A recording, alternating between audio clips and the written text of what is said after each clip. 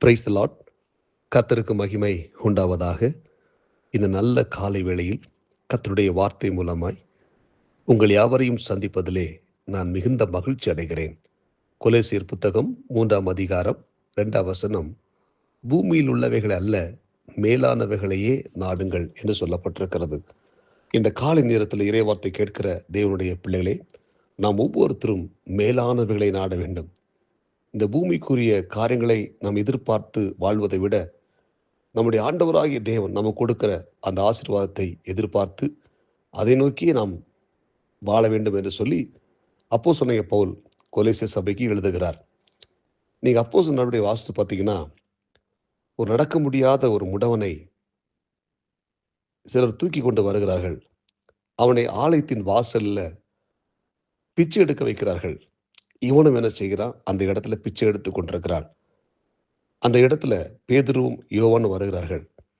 பேதுருவும் யோவானும் அவனை உற்று பார்த்தார்கள். இவனும் அவர்களை உற்று பார்த்தான். இவன் எதற்கு அவர்களை நோக்கி பார்த்தான் என்றால், இவர்களிடத்தில் ஏதாகிலும் கிடைக்காதா என்று சொல்லி அவர்களை நோக்கி பார்க்கிறான். இப்பொழுது பேதுரு சொல்லுகிறார், நீ எதிர்பார்க்கிற பொன்னும் வெள்ளியும் என்னிடத்தில் இல்லை, என்னிடத்தில் உள்ளதை உனக்கு தருகிறேன். இயேசு கிறிஸ்துவின் நாமத்தில் எழும்பி நட என்று சொன்ன உடனே அவன் கைகளை பிடித்து தூக்கி விடுகிறார். அவன் கால்கள் பலன் கொண்டது. அவன் துள்ளி குதித்து நடந்தான். தேவனை மகிமைப்படுத்தினான். அன்புக்குரிய தேவனுடைய பிள்ளை, இந்த பிறவி முடவனைப் போலதான் இன்னைக்கு அநேகர் இருக்கிறார்கள். அவங்க என்ன நினைக்கிறாங்கன்னா, இந்த உலகத்துக்குரிய காரியத்தையே நோக்கி பார்த்து கொண்டிருக்கிறார்கள்.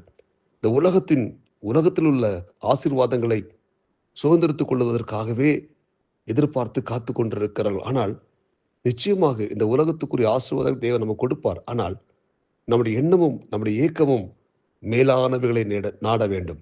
ஆமென். மேலான காரியத்தை நாம் தேட வேண்டும் என்று சொல்லி பவுல் சொன்ன இந்த வார்த்தையின்படி இந்த முடவன் என்ன செய்கிறான்? இந்த பூமிக்குரிய காரியங்கள் ஏதாகிலும் கிடைக்காதா, பணம் கிடைக்காதா, பொருள் கிடைக்காதா, அப்படிதான் எதிர்பார்த்தா. ஆனால் அவனுக்கு தெய்வீக சுகத்தை ஆண்டவர் கொடுப்பதற்கு ஆயத்தமாயிருந்தார். இந்த இறைவார்த்தை கேட்கிற தேவனுடைய பிள்ளைகளே, நீங்க எதிர்பார்க்கிற காரியத்தை விட மேலான காரியத்தை கர்த்தர் உங்க வாழ்க்கையில செய்வதற்கு அவர் ஆயத்தம் உள்ளவராக இருக்கிறார். சோர்ந்து போகாதீங்க, வேதனைப்படாதீங்க. கடன் பாரத்தோடு கூட இருக்கிறீங்களா? நெருக்கப்பட்டு கொண்டிருக்கிறீங்களா? மனுஷர்களை நம்பி நீங்க ஏமாந்து போயிருக்கலாம். கவலைப்படாதீர்கள். நிச்சயமாக உங்களை கர்த்தர் ஆஸ்வதிக்க போகிறார். ஏன்னா நம்முடைய எதிர்பார்ப்புகள் இந்த பூமிக்குரிய காரியத்தை அல்லாம மேலானவைகளை, மேலானவென்றால் தேவனுடைய ஆசீர்வாதங்கள், பரலோகத்தின் காரியங்கள்,